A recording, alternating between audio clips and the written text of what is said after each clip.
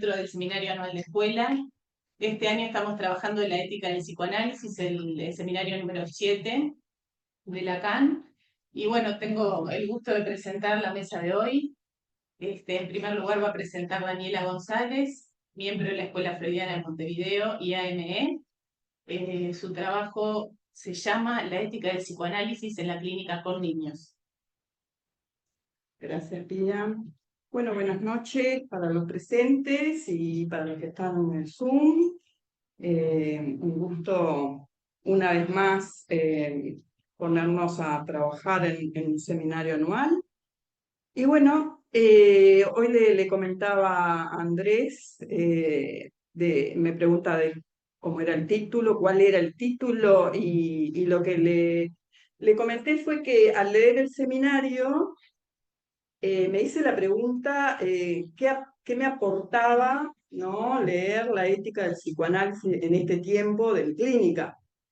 Y ahí empezaron a aparecer interrogantes sobre justamente la ética del psicoanálisis en la clínica con niños. Y bueno, voy a intentar articular algo de lo que Lacan nos propone y lo que implica eso, mi práctica. La ética del psicoanálisis es una afirmación que nos lleva a interrogarnos sobre una dirección en la clínica, hacia dónde se dirige y qué efectos causa. En su orientación ética, ubicará como fundamento el deseo del analista. En este seminario, Lacan plantea que la ética de Aristóteles es una ciencia del carácter. La formación del carácter es una acción dirigida a los hábitos, al adiestramiento y a la educación, en procura de un soberano bien. Nos propone Lacan recorrer la obra de Aristóteles para hacer una reflexión ética, servirnos de ese pensamiento basado en una necesidad social para ir apuntando nosotros desde el psicoanálisis hacia una dimensión individual en la relación significante y de la ley del discurso. Habrá un punto de partida. No hay clínica sin ética. El deseo del analista como operador lógico. ¿Qué quiere decir? Quiere decir que la ética es un juicio sobre la acción. ¿Cuál? La del analista. Es una apuesta a su eficacia. El analista solo podrá ser el resultado de un análisis, nunca su condición.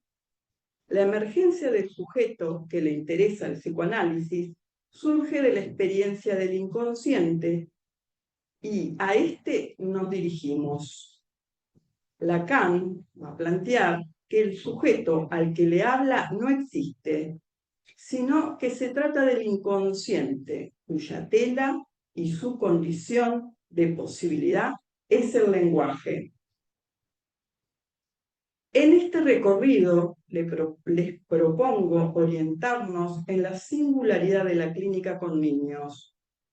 Cada vez llegan a la consulta pedidos de atención a niños que por discrepancia de los padres en la crianza, por incumplimiento de la pensión alimenticia o de la tenencia compartida, son alojados en un sistema judicial. Son frecuentes, tanto en la clínica institucional como en el consultorio, consultas provenientes de instituciones judiciales. Jueces que deben intervenir en cuestiones familiares vinculadas a los derechos del niño. Deben tomar decisiones, establecer veredictos de mucha importancia para el niño. Son situaciones en las que la palabra de un analista es cuestionada en su eficacia e inmediatez, de una respuesta concreta y concluyente. A esto me refiero cuando se nos llega a la consulta el pedido de un informe que a mí me pone a pensar muchísimo cómo transmitir ahí el sujeto, ¿no? deseante el sujeto que trabajamos nosotros para un informe que va dirigido a un discurso judicial. Y no solamente eso, cuando también acudimos a un juicio, ¿no? Citados por el juez.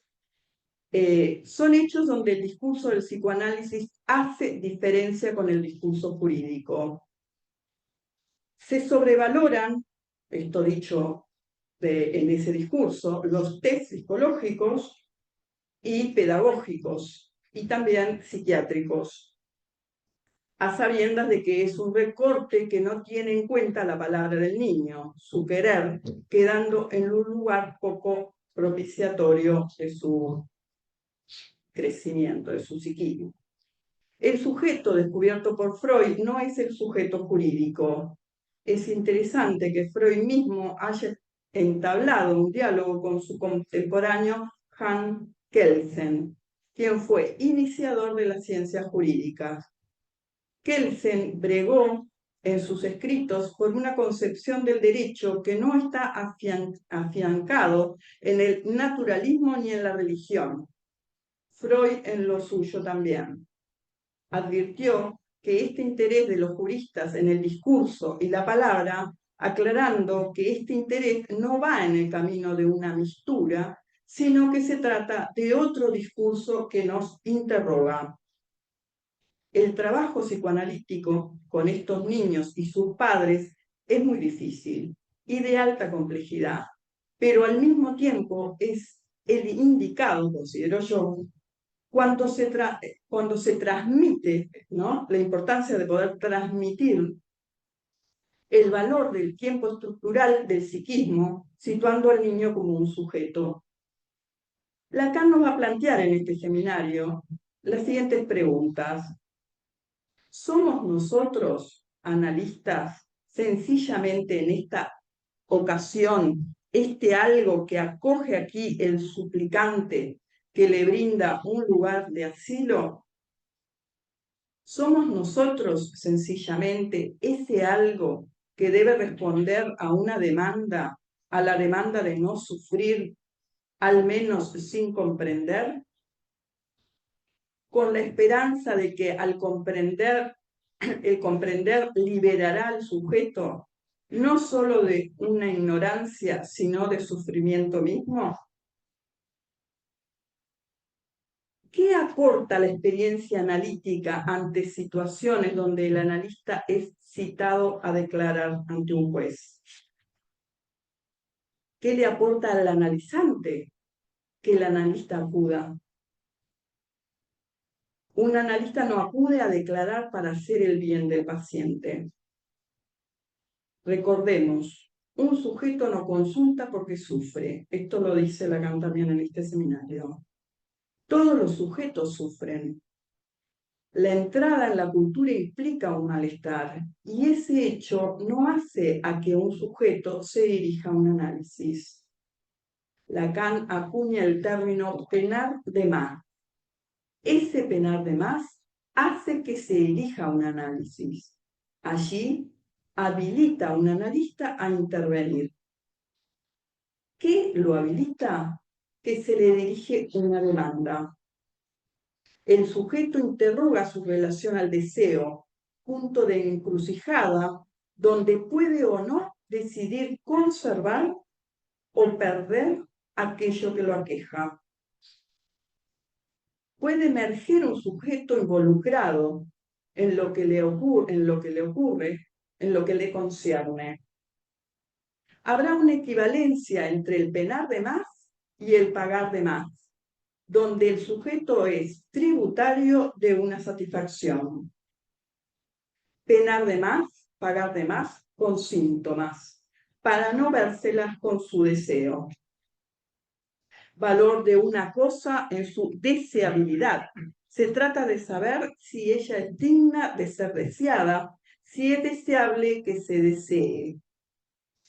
No se trata de una fuerza, de una poca fuerza de voluntad, de un no querer, sino que el deseo interrogue al otro en cuanto a su impotencia, su incompletud, a sabiendas que no hay bien que valga para todos.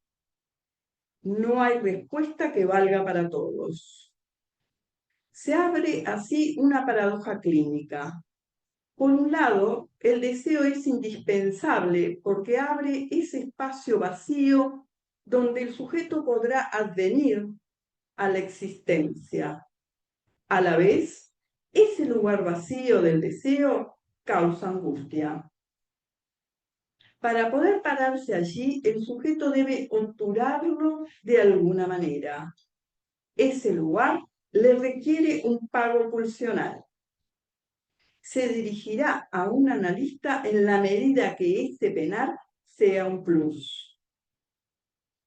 Si el deseo siempre es correlativo de la falta, ¿de qué manera un sujeto podrá desear lo que tiene?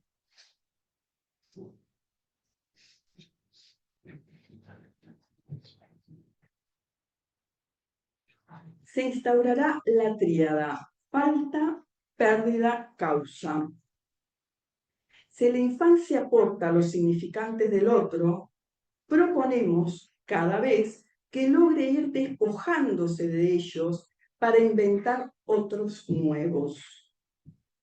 El bien en el sentido aristotélico no es el que pueda prodigar un analista.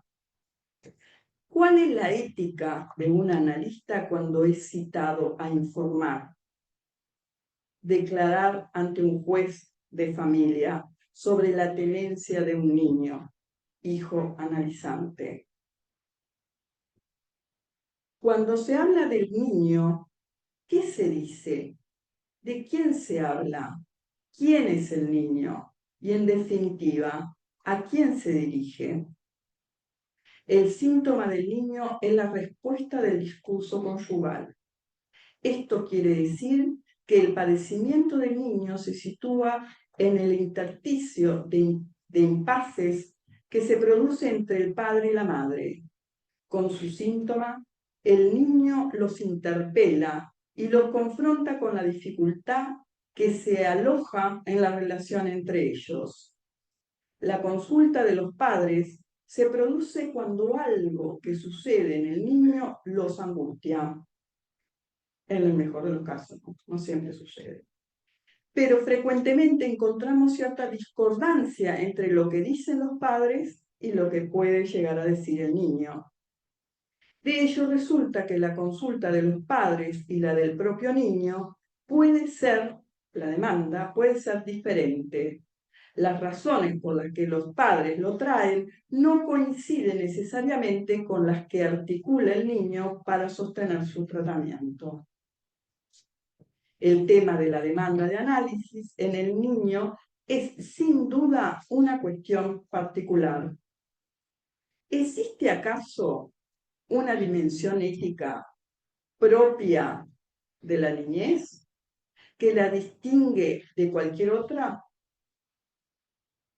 En realidad, la consulta por un niño se caracteriza por el hecho de que, al ser traído por otros, usualmente por los padres, la emergencia de la demanda del sujeto debe añadirse a este procedimiento para que verdaderamente el análisis tenga lugar.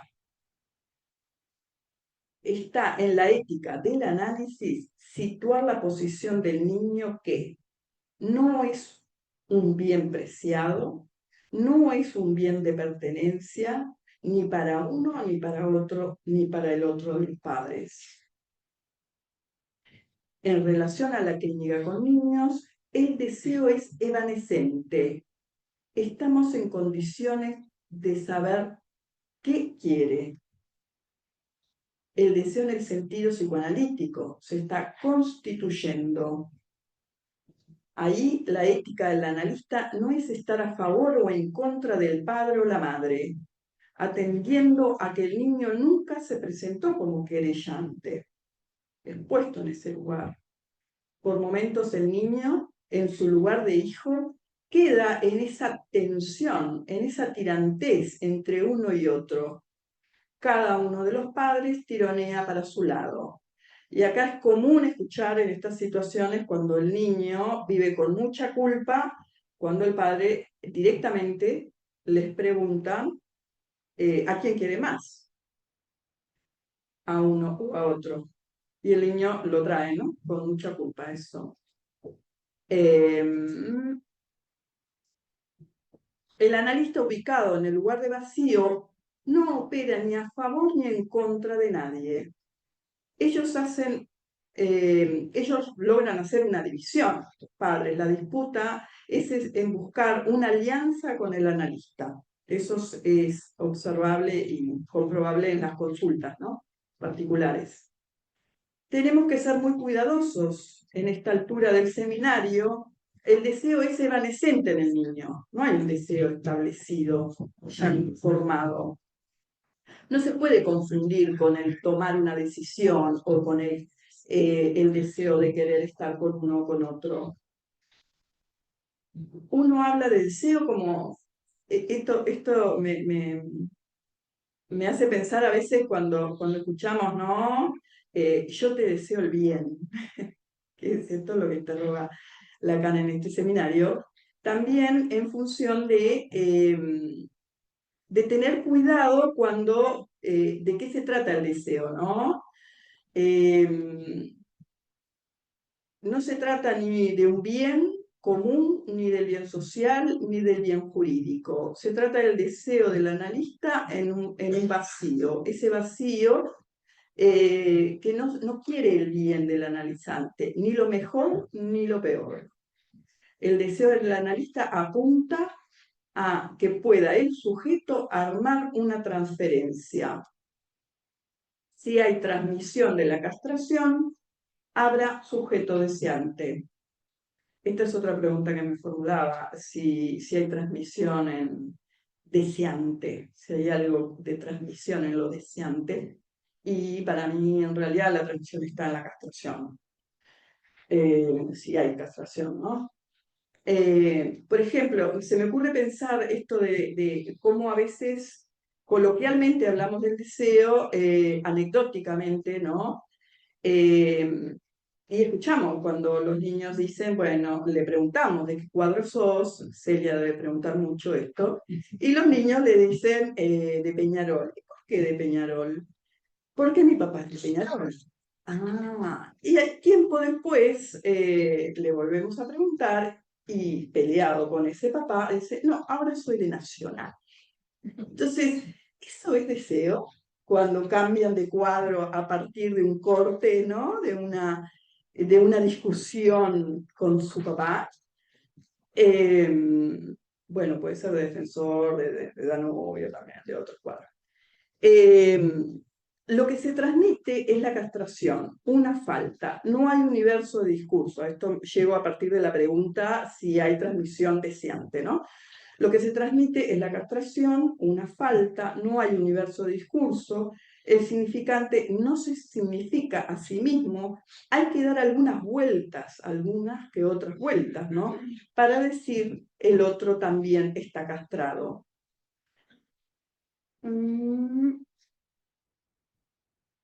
La castración de estos padres, ahí apunta también la intervención del analista, a ver dónde están ubicados estos padres y dónde lo ubican a este hijo en relación a la castración. No es que haya una... acá lo que quise poner es que ante la pregunta si hay una categoría particular en relación a la ética del psicoanálisis en la clínica con niños, Lacan nos va a decir en este seminario que la ética es una, no hay una ética para cada, digamos, tiempo, ¿no? Psíquico, sino no es la niñez, el adulto, eso, o el adolescente, ¿no? Es una única ética. Es el punto de lo que se considera el deseo del analista, esa vaciedad de significación, escuchar el deseo, aunque sepamos poco de él. A esto me refería, ¿no? Que lo nombramos, pero cuando efectivamente es nombrado un deseo propio, cuando podemos decir que ese deseo es un deseo propio y no en lo coloquial de nombrar al deseo. Preservar el deseo, analizar la demanda, es allí donde emerge el deseo. El niño es el padre del hombre, va a decir Lacan en este seminario. Este es un verso de un poema que Lacan lo toma de William Walt, lo pronuncio como puedo, traducido al español: mi corazón se alegra cuando veo. Mi corazón salta cuando veo un arco iris en el cielo. Así fue cuando comenzó mi vida. Así es ahora que soy un hombre. Así será cuando envejezca. Oh, déjame morir. El niño es padre del hombre y desearía que mis días estuvieran unidos entre sí por la piedad natural. El niño es el padre del hombre, lo pienso al modo freudiano, en cuanto a aquello que es instituyente. Son las operaciones instituyentes que van a ir determinando, por ejemplo, el Edipo freudiano, las operaciones de la sexualidad que determinan la hora, que se determinan en la pubertad. Esto, ¿por qué lo digo? Porque muchas veces cuando leemos informes de psiquiatras o de psicólogos, ya está determinada, ¿no?, una estructuración y un diagnóstico, lo cual deja poco espacio después para poder avanzar en lo que tiene que ver con lo jurídico.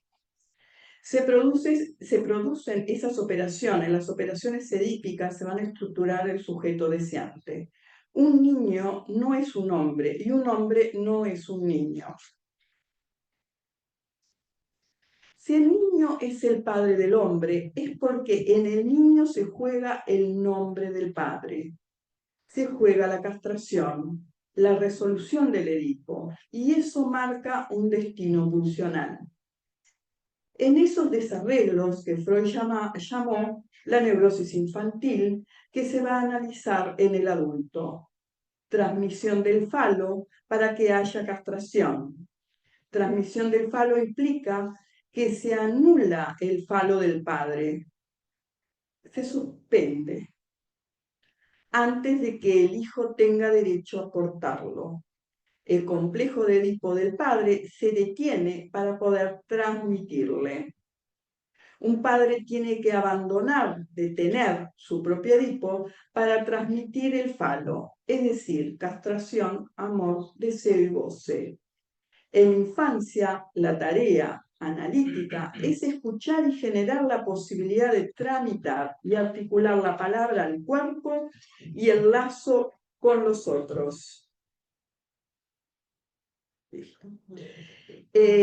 Vacilando, no, vacilando no, nunca. Viabilizando la singularidad de cada niño. Después ya le diré. En el proceso analítico es espacio hablar, simbolizar sus fortalezas y sus frustraciones. Se trata de un trabajo del inconsciente que le va permitiendo crecer subjetivamente, a sabiendas que todavía no ha terminado de constituir su estructuración psíquica. Para finalizar, el psicoanálisis, por su parte, distingue el sujeto del yo. El yo es el residuo de las identificaciones con las que se viste el sujeto. Es una unidad que corresponde a una imagen y a sus ideales. Fundamentalmente, el yo que afirma, niega o reflexiona es puro desconocimiento, porque aquello que lo determina se hurta en el mismo. No sé qué quise poner acá. Esto conduce a una reflexión acerca del valor que se le da al asentimiento y cómo se sitúa verdaderamente el lugar del sujeto. Esto es cuando se toma la palabra del niño, se escucha la palabra del niño en otro contexto que no sea un análisis. El sujeto, en cambio, es puntual, evanescente. Aparece en los intersticios de las palabras, en las puntuaciones, en las pausas, en los lapsus, en aquello que no se sabe y se vuelve una manifestación de lo inconsciente. En definitiva, el sujeto, un efecto de su enunciación. La ética del psicoanálisis en la clínica con niños se ocupa de no reduplicar el lugar de objeto que el niño encuentra en el discurso parental. Las legislaciones se ocupan de la instauración de leyes universales para todos los niños, aunque también contemplen las excepciones que permiten fundar una ley humanizante. El psicoanálisis, en cambio, se ocupa de las singularidades en las que cada caso vale con los principios de su organización, de su sistema psíquico. En el discurso jurídico se trata de aplicar leyes por la mediación de organismos competentes. En el discurso analítico, el tratamiento se desarrolla en la intimidad de un encuentro entre el analizante y el analista, y en ese ámbito particular se desarrollará el decir del sujeto.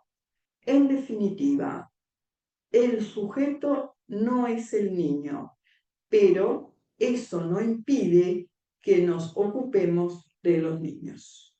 Gracias.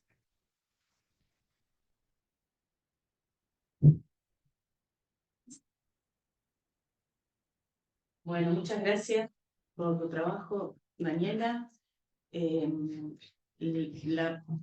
Ahora va a presentar su trabajo Jimena Paroli, que se llama El analista y lo bello. Gracias, tía. Buenas noches. Muchas gracias por estar a los presentes y a los que están por Zoom también.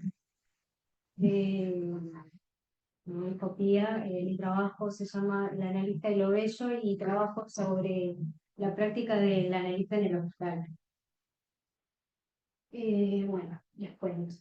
En el trabajo en el hospital al que me dedico desde hace una década, las consultas surgen por el padecimiento de uno o varios síntomas y en algunos de los casos derivados por diferentes especialidades que allí trabajo. Siendo algunas derivaciones judiciales, donde algunas veces no hay pregunta y quizás nunca surge. Otras veces hay terreno fértil para construirla. La escucha del analista, diferente de cualquier otra, hace que el analista pueda leer e intervenir de diferentes maneras. Pienso en el marco de las... La escucha del analista, diferente a cualquier otra, hace que el analista pueda leer e intervenir de diferentes maneras, siempre en el marco de la singularidad de ese sujeto. Es lo que marca la diferencia con otras especialidades, donde las intervenciones son en lo real y en la demanda, respondiendo a esta sin mediar la duda o la pregunta.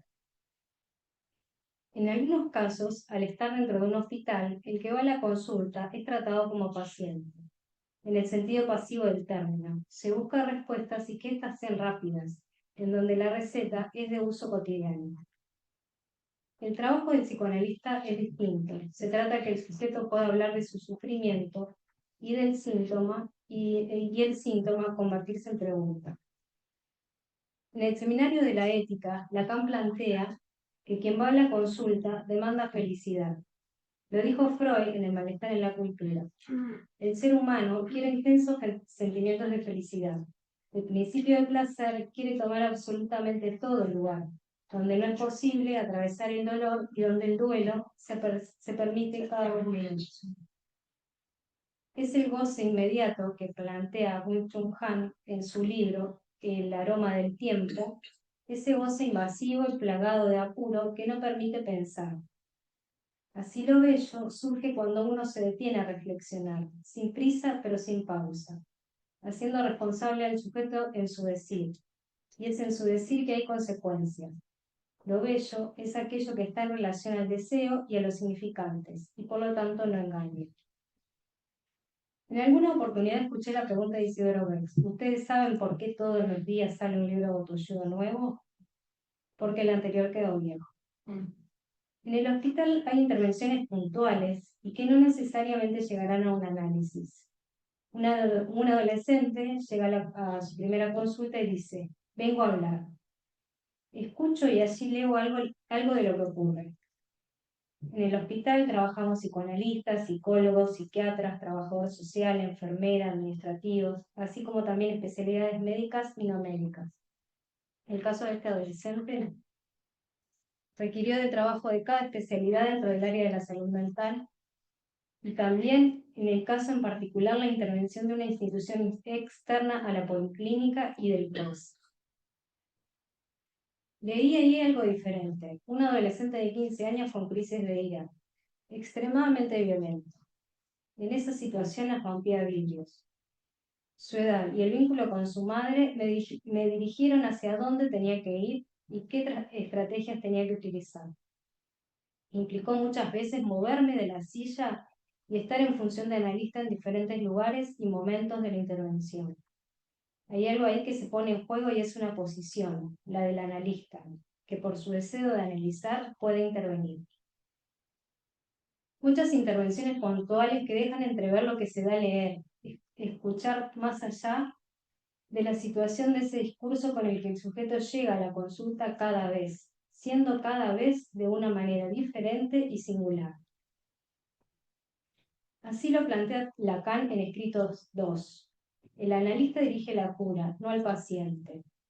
La importancia está en el decir de ese sujeto, en el inconsciente que se produce allí, en transferencia, y no lo que el analista piensa que sería bueno o no para él. Con la presencia del sujeto que consulta, el analista desde su posición va rotando por los diferentes discursos, el discurso del amo, de la histérica, del universitario y el discurso del analista. Hay analista ahí a condición de que la persona del analista quede por fuera, surgiendo así el deseo del analista que no es más que analizar. El analista paga con su presencia, con palabras, con interpretaciones, produciéndose un desdoblamiento de la persona, siendo así de transferencia posible su función. En este sentido, el analista no es más que desde el lugar del muerto le pide asociaciones al sujeto. Las intervenciones pueden ser en la sala de espera o en el pasillo, siendo igual o más efectivo que desde el sillón.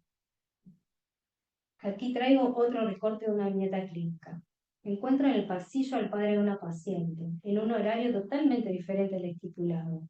En un estado de desesperación me dice, se complicó con Alejandra. Solicita orientación debido a la desaparición de su hija, una paciente con diagnóstico de esquizofrenia. Es así que abro la puerta del consultorio y escucho. Ella se fue de casa, de su entorno y de su espacio de análisis, al que estaba muy transferenciada positivamente. Con anterioridad a esta situación, escuché y leí allí que con el ordenamiento simbólico no alcanzaba. Estaba muy desordenada en su pensamiento y era necesario trabajar con otros. Es así que intervine convocando al trabajador social y haciendo la derivación a psiquiatría. Entrevistas con ambos padres y por separado permitieron investigar datos de la historia de la paciente. Lacan en el seminario de la psicosis plantea no comprender demasiado, porque ahí en esa comprensión nos estaríamos perdiendo de hacer una intervención o una pregunta que nos oriente respecto a las modalidades de los goces del sujeto, a su discurso, al modo de sostener o no sus lazos con otros, a lo que agrego la importancia de conocer la historia, permitiendo de esta manera la historización de ese sujeto en las diferentes estructuras o situaciones que se nos presentan. Más allá del diagnóstico, hoy en día llegan pacientes a la clínica en donde no hay una estructura clara o definida, siendo necesario precisar respecto a los goces, su discurso y su manera de ser y estar en el mundo. Las intervenciones serían en lo real, simbólico e imaginario, en el enlace o no de estos, teniendo en cuenta la agudeza o cronicidad de la situación con la que llegan al consultorio. En lo bello hay sacudidas, hay derrumbe. En lo bello un decir, algo de lo que no podemos escapar, el inconsciente. El inconsciente es la memoria de lo que no olvida y es quien se encarga de recordarnos que está ahí. ¿Está aquí? Muchas gracias.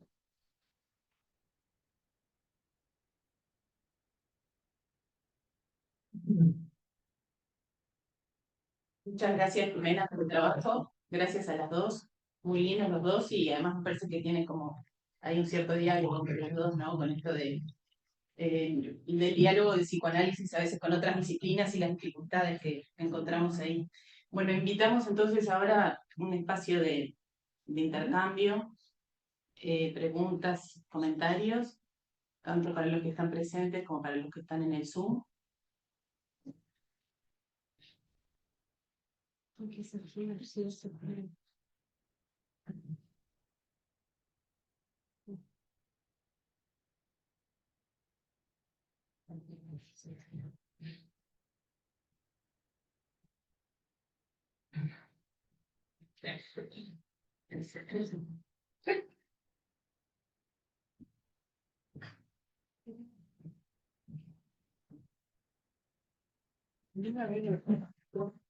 ¿Hay una allá? Sí, porque así se escucha en el Zoom. Bien. Bueno, muchas gracias a las compañeras por los trabajos, se lucharon mucho.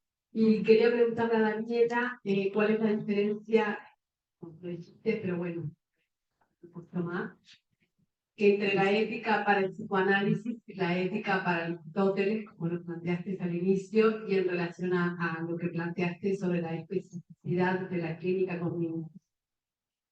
Y una pregunta para Jimena, que no veo. Bueno, me gustó mucho tu trabajo y me gustaría preguntarte, porque vos dijiste al inicio que habían, digamos, actores de otras disciplinas, ¿no? En el hospital, y que hacían intervenciones en lo real, creo que te referiste a eso, pero más adelante decís que el analista también hace intervenciones en lo real, y bueno, te quería preguntar si vos podés hacer una descripción en ese sentido.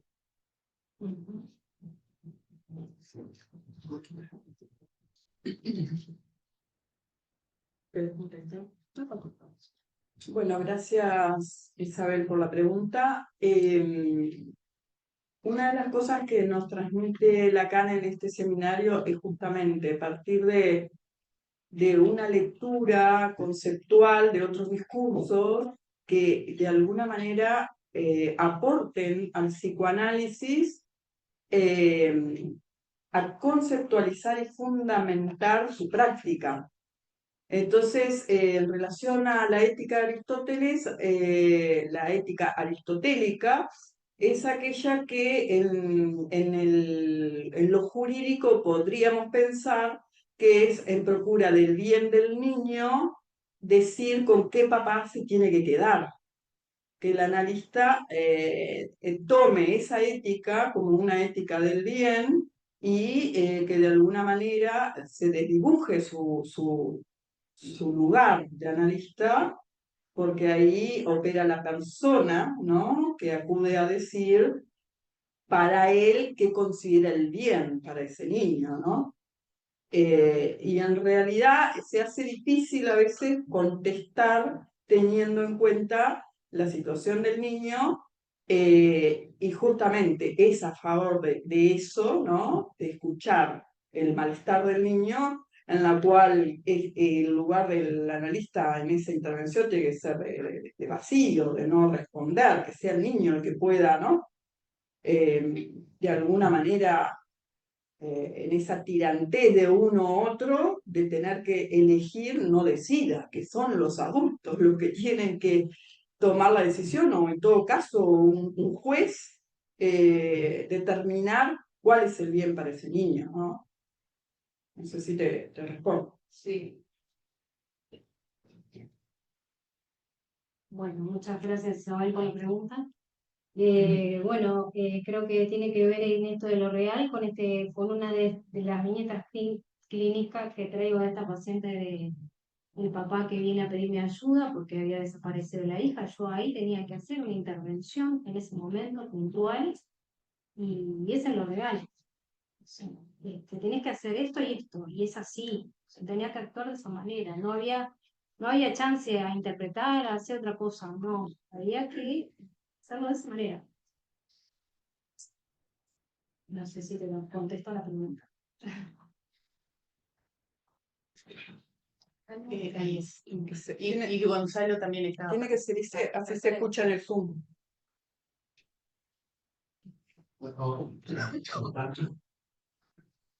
Lo buenísimo en el trabajo, hay varias cosas que son como a nivel práctico, ¿sí? Hicieron justamente por lo práctico evocar a un texto de Freud que habla de lo jurídico, que es el análisis profano.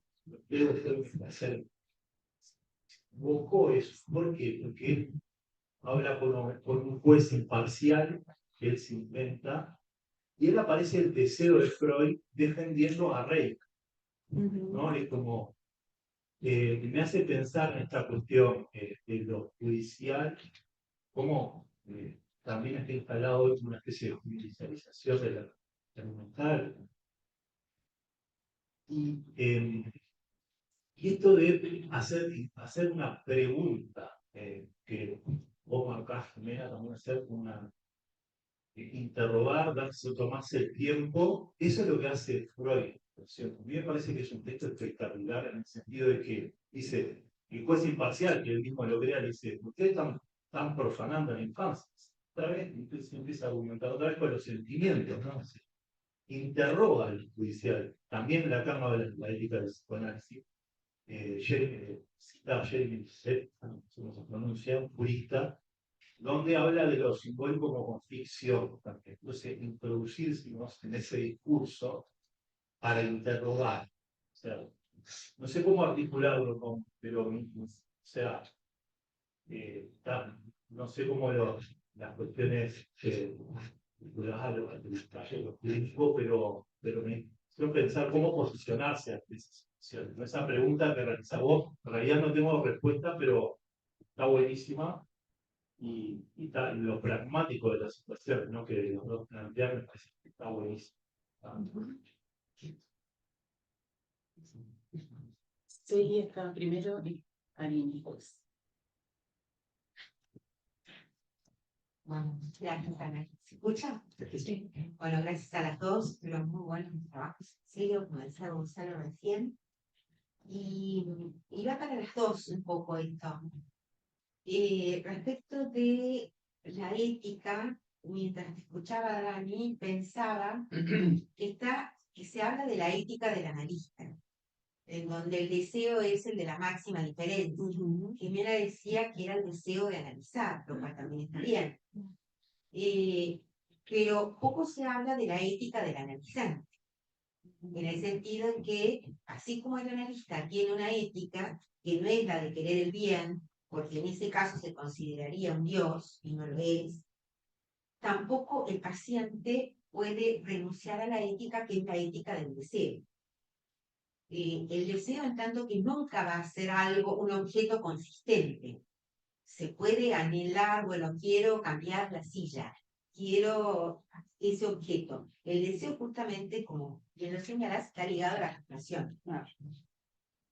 Entonces, claro, en el trabajo con niños suponemos un sujeto éticamente, pero aún no ejerce como tal, en el sentido en que van a ser el papá y la mamá los que puedan decidir eso. Y en ese punto, una posición neutral, que no se debe entender como de desentendimiento, sino justamente escuchar al niño qué prefiere, por qué lo dice, qué quiere, para ver de qué manera esos padres pueden, porque cuando uno acude a lo legal, es porque los padres, porque ahí no hubo, No están pudiendo. no están pudiendo conversar, si no, no tiene O sentido. no quieren. O no quieren, o no pueden, o lo que sea. Y respecto a esto que vos decís, Jimena, frente a la pregunta de la intervención en lo real, creo que siempre, en todo análisis, siempre hay intervenciones entre lo real, en lo simbólico, en lo imaginario, y también intervenciones, entre comillas, en tanto el analista esté en funciones. Y como vos bien lo marcás, no solo está en funciones cuando está sentado en la silla de analista, entre comillas, no es un trono. También puede hacerlo como nos enseñó el maestro Freud, que de pronto no fue un análisis, pero fue una intervención analítica la que hace en el caso Alitis. Y también caminaba en las calles, en las plazas de Viena con Mahler, el músico, caminaba con alguna histérica, teniendo sus sesiones, caminando. Entonces, no tenemos que participar y de hecho, justamente, esta escuela sale de ese canon del protocolo de tantos minutos por sesión, el encuadre y todo eso. No, si el analista está en funciones puede leer e interpretar, bueno, justamente. Sí. Ah, no, acá. Acá, en este. Cuando escribí el trabajo, pensaba justamente en esa pregunta, ¿no? ¿Cómo situar el deseo en el niño, ¿no? En el niño analizante, ¿no? Y la complejidad que por lo menos en mi clínica es cuando de alguna manera la intervención apunta a los padres, ¿no? A la transferencia con los padres. Y ahí entran a pensar esto que intenté transmitir, el lugar que está ubicado ese niño, ¿no? Para cada uno en su singularidad y en su Edipo también. Y una de las cosas que se ha dado, que todavía no sé si es una respuesta, no es una respuesta digamos, sintomática, sino que en un caso en particular, estos padres muy infantilizados a la hora de la disputa por ese hijo, ¿no? Muy en la pelea de la chiquita, ¿no? Y mientras los padres se pelean, a ver, ¿con quién queda? ¿Cuántos días está con uno? ¿Cuántos días está con otro? Quieren la tenencia, pide uno a la tenencia ante un juez. Me viene a la mente una nena, 10 años, que es divina ella, que mientras los padres se pelean, ella lo que trae a su análisis es que le gusta Carlitos. Y ese Carlitos es correspondida. Ella entonces empieza con la Margarita, deshojar la Margarita, ¿me quiere o no me quiere? Y bueno, el capítulo termina en que la quiere, le dijo si quería ser su novia, de que le gusta eso, que es la más linda de la clase. Entonces, ella está en eso. No está en la disputa de con quién se va, con quién quiere quedarse, con el papá o la mamá. Y trae esto de la culpa, ¿no? De que sí siente que, ¿no? Cuando se pelean, va a la casa del padre y bueno, vos qué le pasa a tu madre, o que a mí, todo eso. Y ella no responde, pero siente que está ¿no? La insistencia, ¿no? Entonces, pensando en esto que vos decís del deseo incipiente en la infancia, hay una punta ahí, ¿no? En esto de que ella, de alguna manera, se separa de eso tan, digamos, demandante de tus padres, ¿no? No, me quedé pensando en la pregunta de Isabel, me quedé enganchada con eso, pero en esto de lo que cuando yo planteo lo real, en esto de en las otras especialidades, también me refiero en esto de que el psicoanalista pueda, no es lo que demanda el paciente, sino poder ir más allá, ¿no? Creo que me quedé con eso. Muchas gracias, Gonzalo y Celia, por los comentarios. Sí, solo gracias. Karina. Bueno, muchas gracias por los textos de ambas. Me parece que introducen un tema bien interesante para pensar el trabajo, digamos, del analista cuando en estas situaciones donde parece situaciones de judicialización.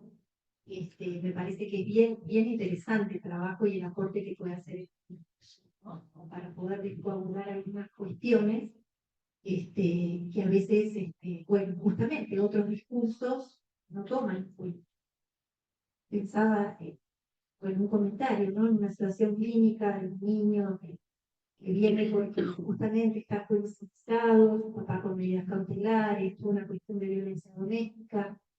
No era un niño, obviamente que no vi que hubiera nada para trabajar con él, además de ser muy chiquito, pero sí me puse a trabajar con los padres. Y a partir de ese trabajo se empiezan a abrir algunas interrogantes, donde justamente habiendo entrado en esos discursos donde la violencia doméstica quedaba como algo, como una verdad que había sido así, al escucharlo a uno, al escuchar al otro, me encontré con algo bien diferente, ¿no? Donde la mamá termina confesando que en realidad había tenido como un desborde, y el papá la había querido, como el niño, la había querido como contener. Y una de las cosas que dice es, bueno, ¿por qué nadie me preguntó las cosas que donde ya se había tomado partido de un lado para la familia, ¿no? De que no lo viera, de que no, pero tú, ¿no? Justamente porque se daba como por hecho que la situación había sido de esta manera, incluso ella lo había creído así, ¿no? Entonces, este ejemplo para pensar justamente cómo desde el lado del psicoanálisis se puede aportar, buscar el sujeto, poner que justamente allí puede emerger algo de ese sujeto. Bueno, las cosas pueden ser bien diferentes, ¿no? Abriendo justamente a la interpretación y a la pregunta. Entonces, bueno, me parece que es un tema como muy interesante que plantea. Enrique, bueno, esta empresa y capaz que le queda más No, cerca el.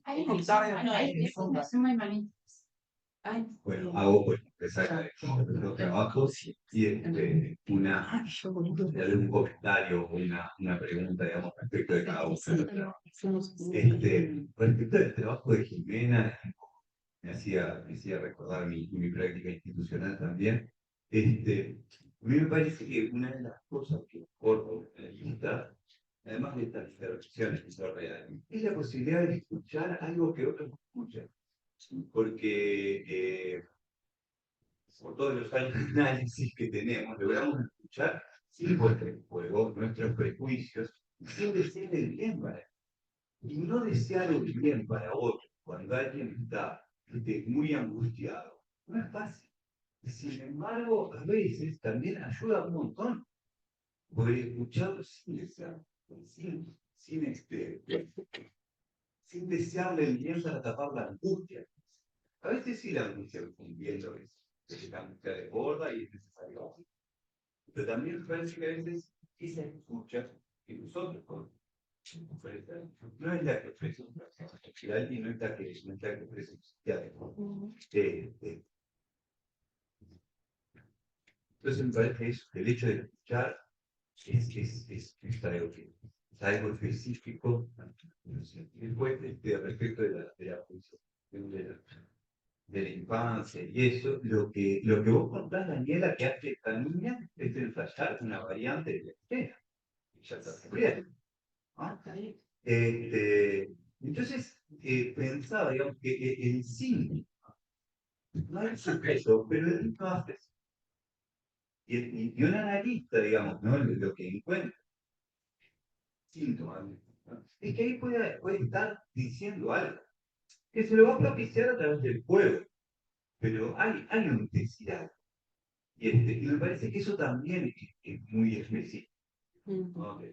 De nuestro trabajo. Y me parece que el síntoma muchas veces también es la orientación. Y a veces es el límite para el padre.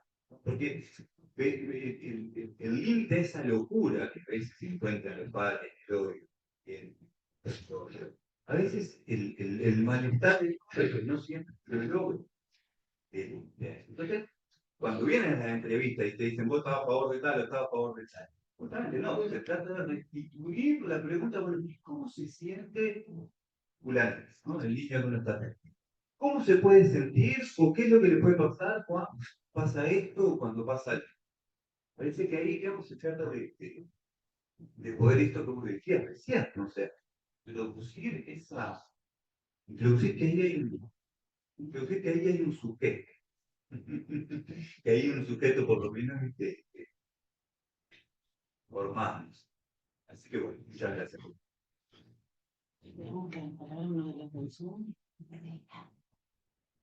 Sí.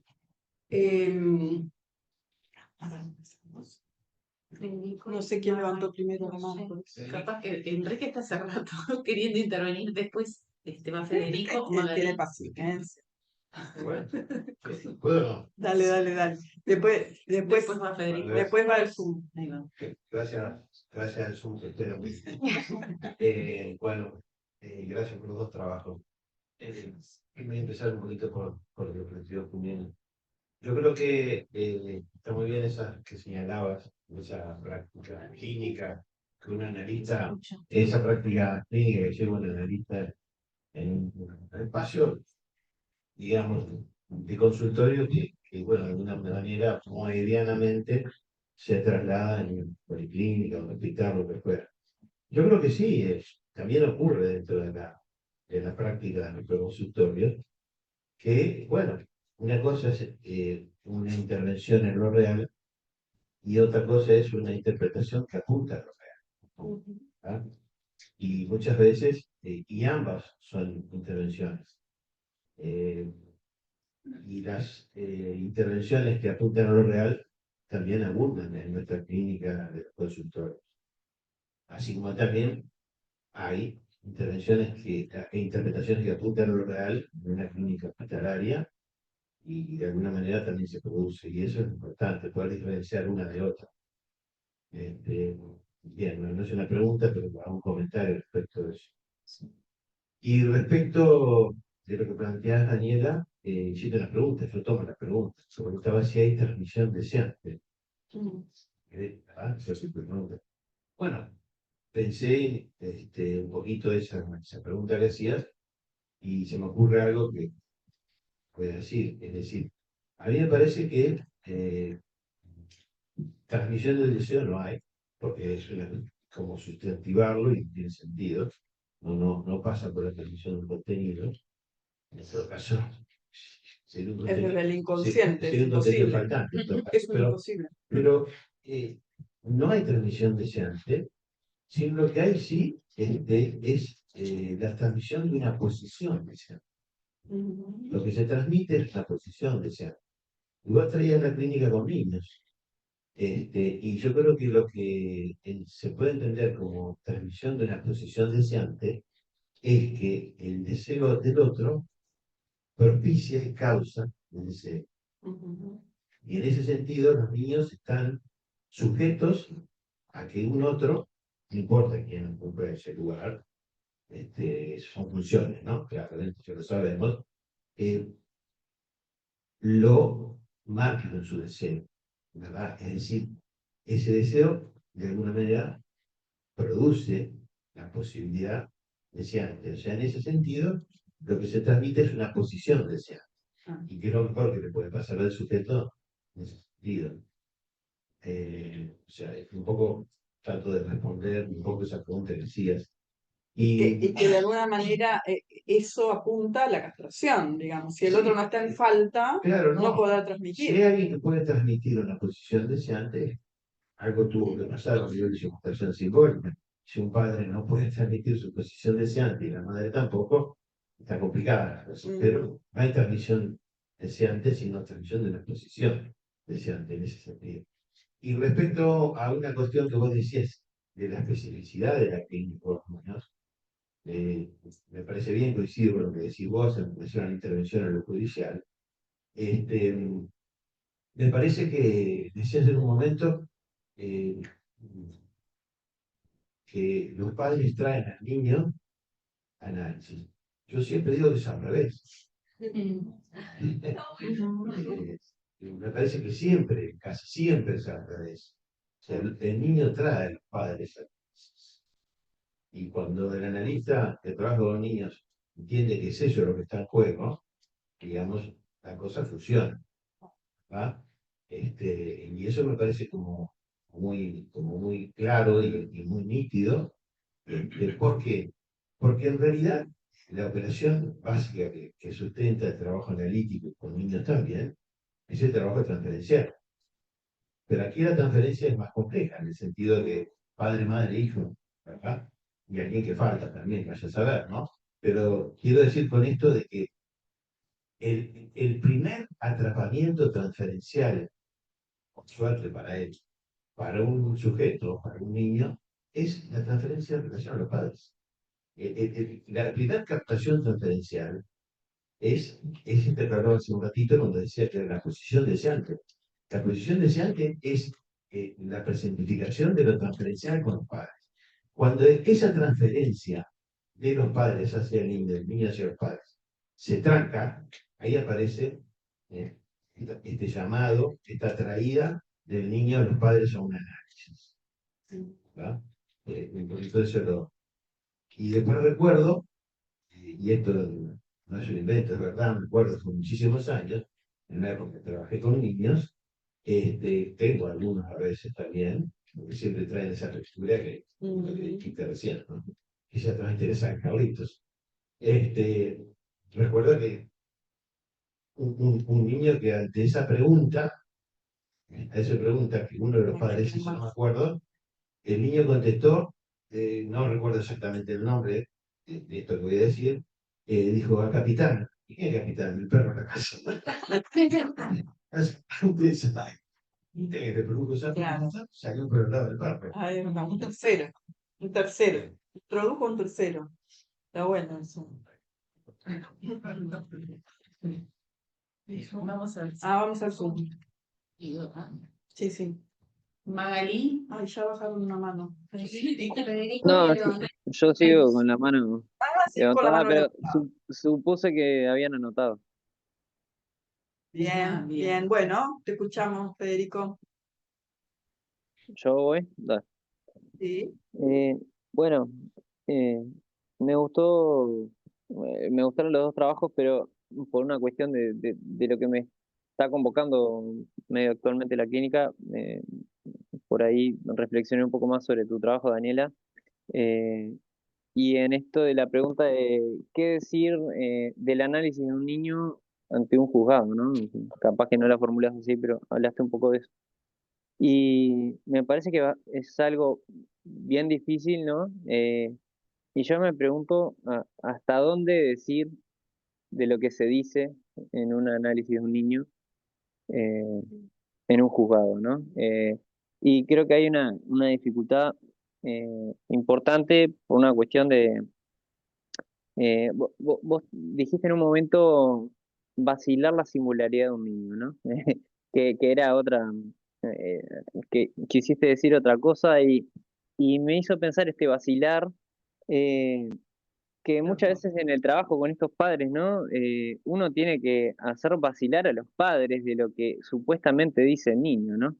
Eh, cuando esos padres vienen planteando algo muy como con certeza, ¿no? El niño dijo esto, entonces, bueno, está, vos ponelo en el informe, te dicen algunos, ¿no? O sea, a mí me dijo tal cosa, fui con otro psicólogo y le pedí que, que anote esto y no, en el informe no aparecía nada, ¿no? Como una cuestión de hacerle los mandados. Eh, pero me parece que lo difícil tiene que ver un poco ¿Dónde con la es no eso? distinción del sujeto y el individuo, ¿no? Por la gente que va a escuchar ese informe, ¿no? Que va a leer ese informe. Eh, y también por la dificultad misma que implica la noción de sujeto, ¿no? Eh, en contraposición aparte con la de individuo, porque, bueno, ¿quién dice, y en el caso de los niños, dónde está el sujeto, ¿no? Vos decías que el sujeto no, parafraseando a Lacan, como que no existe, una cosa así. No me acuerdo ahora bien la expresión, pero eh, en realidad eh, me parece que un padre puede decir algo del síntoma del niño, ¿no? Puede haber un decir en el discurso del padre, puede haber un decir en el síntoma del niño, eh, que hace a-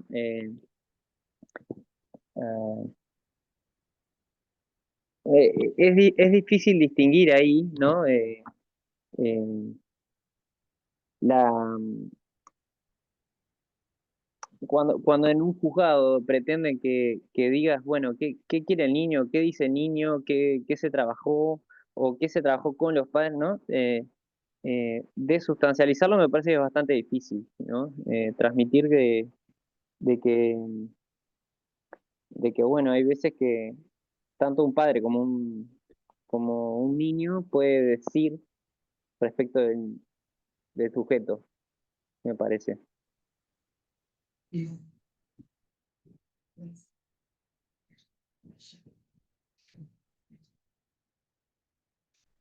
Hola, ¿se escucha? Gracias, gracias por tu aporte. Es verdad, acuerdo contigo que no es nada fácil. Pero sí, a mí me ha servido un poco más de alguna manera este seminario para buscar esa orientación, ¿no? Cuando estamos un poco, bueno, embretados de hasta dónde hablar de lo que de alguna manera puede llegar a decir el niño en función de lo que estos padres están demandando. Te cuento mi experiencia. A mí me ha pasado de contar un sueño, por ejemplo, un sueño de una niña. Entonces, en eso el inconsciente está trabajando. Está trabajando, hay un sujeto ahí que sueña, y esto que decís, ¿dónde ubicar el sujeto? Bueno, justamente en esto que nos proponemos nosotros en un análisis, dónde leer el sujeto, ¿no?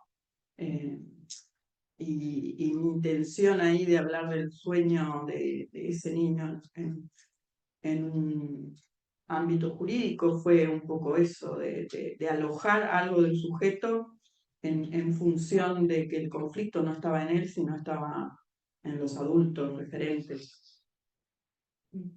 Entonces la decisión la tenía que tomar el juez y no interpelar al niño para que a partir de ahí tomar una decisión a partir de lo que eh, el niño podía decir o no.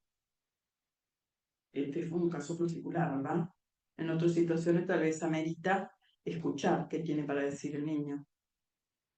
Lo que sí, la dificultad está a veces cuando ya viene muy institucionalizado, con muchos informes psiquiátricos y psicológicos, con un diagnóstico ya establecido que se dificulta un poco, pero pienso que el psicoanálisis tiene mucho para hacer ahí y nuestra tarea es esa, justamente, marcar la diferencia con esos otros discursos. No sé qué más. Magali. Magali. Sí, ¿me escuchan? Sí, ¿se escucha? ¿Qué tal? Buenas noches. Gracias por los trabajos, chicas. Lamentablemente no pude escuchar todo tu trabajo, Daniela, pero en base a la parte que escuché y todo lo que se ha venido trabajando, me parece bien interesante varias de las cosas que se plantearon, algo de lo de Federico, de lo de Celia, de lo que fui como retomando ahí. Y me parece que la cuestión de lo judicial, que no sé si siempre es lo legal, sí, pero bueno, hay que ver. En el tema con niños y los psicoanalistas es algo muy complejo, porque esta es una situación que de repente que llamen, o como Federico decía ahora, bueno, poné en el informe esto, y bueno, el padre o la madre dicen poner en el informe esto, porque alguien les dice si el informe dice tal cosa, viene de más arriba, no es solo el padre, digo, porque me preguntaba a quién se hace los mandados de quién y para qué, ¿no? ¿Qué lugar ocuparía ese informe? ¿A dónde cae ese informe y qué informa?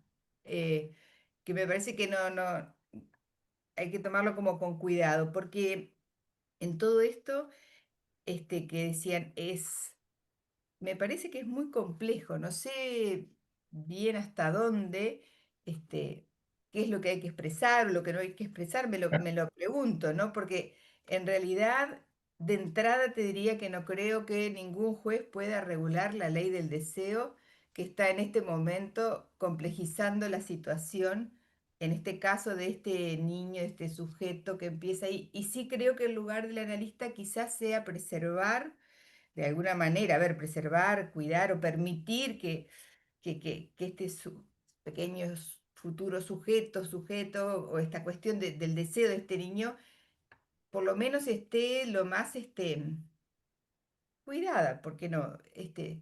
En estas instancias de tantos sacudones. Me parece, por otro lado, que cuando Federico decía que el niño, que tenían que moverse los padres, no sé cómo fue que dijiste, que los padres tenían que No sé. moverse, bueno, no importa, no importa, no me acuerdo, pero que tenían que ser como movidos por lo que le pasaba al niño. Yo creo que cuando los padres llevan al niño al análisis, ya están movidos, no es que después se mueven o se sacuden o se conmueven, ya están así, pero no van ellos, llevan al chico, me parece que por eso ahí concuerdo con Enrique que en realidad es el chico que trae a los padres al análisis. Ya están sacudidos de antes. Y bueno, como no, bueno, llevan ahí como al emergente. Y me parece otra cosa bien importante, capaz que quedó como un poco suelto, pero es lo que fui recogiendo también de lo que iban diciendo, esa posición que Celia hablaba de esta neutralidad, que no es desentenderse, ¿no? Porque ahí voy con esto del cuidado, alguien que se haga, que se ponga un poco, no es que nadie ningún analista va a defender o va a decir hacia dónde tiene que ir o hacia dónde no tiene que ir, pero me parece que en ese momento de tanta conflictiva y este, de tanto enredo de hacia dónde va el deseo, qué lugar ocupa ese chico, para quién, y donde la cosa está tan entreverada y aún no se ha podido trabajar lo suficiente con cada uno de los padres, que creo que sería una posibilidad o por lo menos una tendencia que deberíamos de tener. No se logra, obviamente, muchas veces, a veces sí, en el mejor de los casos, pero bueno, apuntar lo más posible este, a ese trabajo, a trabajar con las leyes del deseo fuera de lo judicial. Intentar todo lo más posible, que supongo que lo hacemos, porque digo, veo que hay como una tendencia general también a judicializar la salud desde todo punto de vista, y me parece bastante complejo, por momentos erróneo y para los chicos injusto a veces. Entonces, me preguntaba también, ¿cuánto hay que decir de un niño en un juzgado? ¿Qué puede decir ese informe y qué no debe decir? Son cosas que dejo planteadas porque me parece que es bien importante. Eh, y con respecto, Jimena, el otro trabajo, me quedé con algo que dijiste ahí en la pasada, capaz que no me lo acuerdo exactamente, pero decías que la edad del paciente y el vínculo con su madre te dio como de qué manera tenías que trabajar o te indicó algo así. ¿Puede ser que dijiste algo de eso? Sí, dije eso, sí. ¿A qué te referías con eso? Porque capaz que no lo entendí bien. Y en realidad, a ver, lo dije sí, y me estaba indicando de cómo intervenir por lo que le venía pasando, por lo que yo venía escuchando ahí en este adolescente. Y era algo que no se estaba escuchando, y que lo pude escuchar y leer de otra manera, como en un momento dijo Andrés también, en una de sus intervenciones.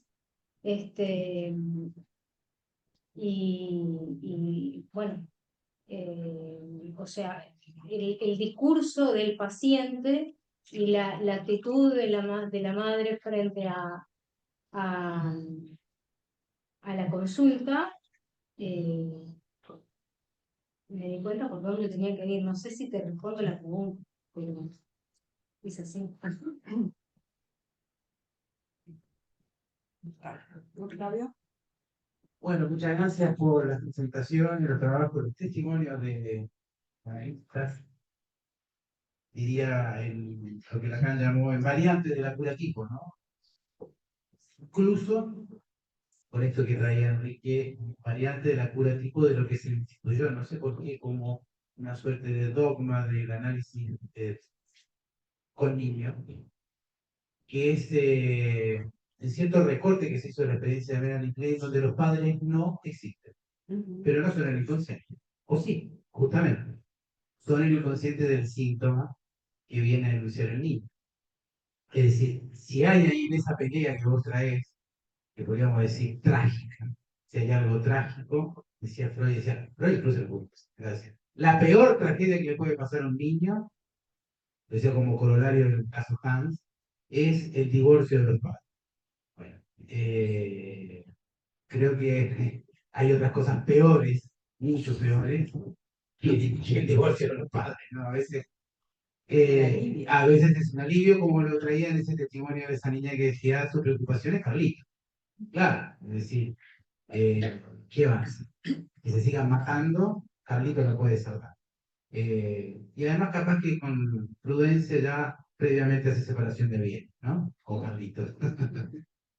En esto de el analista lleva, el niño lleva, el padre análisis, me parece que está la clave de un cambio de lo que acá en Uruguay viene, se instaló casi como una tradición, de que los padres lo tienen que traer, venir a buscar y pagar. Listo.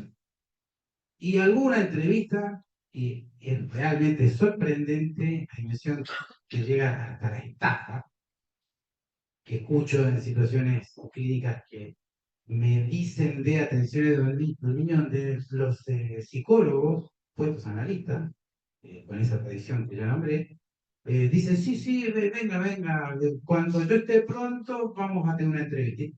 Pasan 3, 4 meses y no los convocan. Y también, en esto que decía Celia de la ética del analizante, los padres tampoco preguntan, porque hacen una confianza del orden del depósito profesional, ¿no? Él es el que tiene que resolver. Y si no quiere estudiar, bueno, vamos a la maestra particular o vamos a la psicopedagoga, vamos en esto que la cantidad de los años 60 llamaba niño agenda, que no ha sido más que algo que ha ido progresando, pero no evolucionando. Entonces, creo que ahí, no digo que sea fácil, la tarea que propone, esto que decía Enrique, de asumir que ese síntoma del niño está enunciando al menos un conflicto, sin duda. Pero también, ahí es donde viene lo que vos trabajaste muy bien, está enunciando la posición que ese niño tiene en el deseo de sus padres y en el goce. Es casi como la dimensión del niño trofeo, por el cual se pelea. Pero se está peleando ¿por qué? Creo que si esa pregunta no se abre en el trabajo con los padres, uno queda enredado como, ¿cómo se llamaba el trágico de Antígona? No Antígona, sino Catón, ¿no? ¿Catón? Creonte. Creonte. Si no, uno queda enredado en la lógica trágica de Creonte. Que tener que aplicar sin serlo, tener que aplicar la justicia sin ser el juez, ¿no? Cuando te demandan, ¿no? Tenés que poner esto, tenés que poner todo otro, tenés que... Esa es la tragedia de Creonte, donde indefectiblemente vas a tener que matar a uno. Después del comentario, Jimena, gracias por la experiencia que traes. No es fácil el lugar de analista en un hospital, en una institución, pero también me parece que ya desde hace bastante tiempo es una función necesaria, ¿no? Y en ese sentido me hacía pensar, más allá de la intervención analítica con pacientes que casi como siguiendo la misma ruta, el mismo derrotero que hace Freud cuando plantea, hay neurosis de transferencia donde no hay, perdón, hay neurosis actuales, si le llamaba él, donde no hay transferencia. O lo tenías muy bien cuando decías, bueno, hay veces que no hay, y por mucho que le ponga uno buena voluntad y todo lo demás, no hay. Y ahí mejor, bueno, esperar, propiciarla y ver si eso acontece, ¿no? En otros casos sí hay preguntas y ahí uno puede tener otra eficacia en tanto el sujeto puede abrirse a escucharse un poco. Ahora, me hacía pensar en otra parte. en otra dimensión del trabajo institucional.